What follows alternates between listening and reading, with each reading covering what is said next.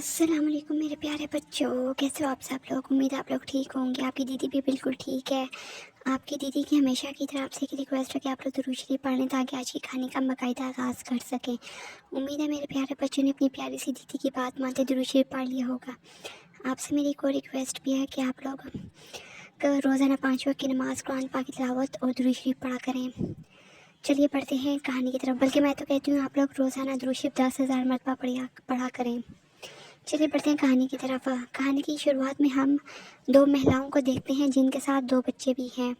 ایک مہلا امیر گھر کی بہو ہے اور اس کی بیٹی ہے چھوٹی، اور دوسری مہلا اس گھر کی نوکرانی ہے اور اس کے ساتھ اس کی بیٹی ہے۔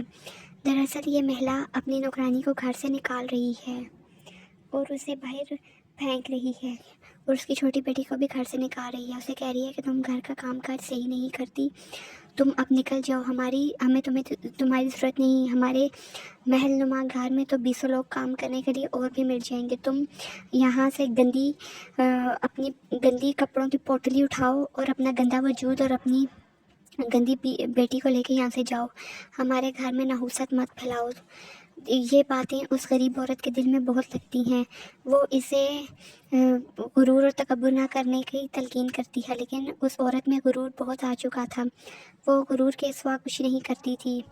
امیری کی وجہ سے اس میں فرعونیت اور تکبر آ چکا تھا۔ پھر اس کی غریب عورت کی بددعا لگ جاتی ہے، پھر اس کا سکھ چین ختم ہو جاتا ہے۔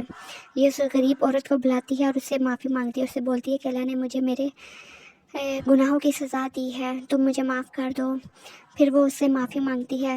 وہ غریب عورت بڑے دل کی مالک ہوتی ہے، اسے معاف کر دیتی ہے، اور یہاں پر یہ کہانی ختم ہو جاتی ہے۔ دوستوں، آپ سے ریکویسٹ ہے کہ میرے چینل کو سبسکرائب کر دیں اور بیل کی نوٹیفیکیشن آن کر دیں۔ شکریہ۔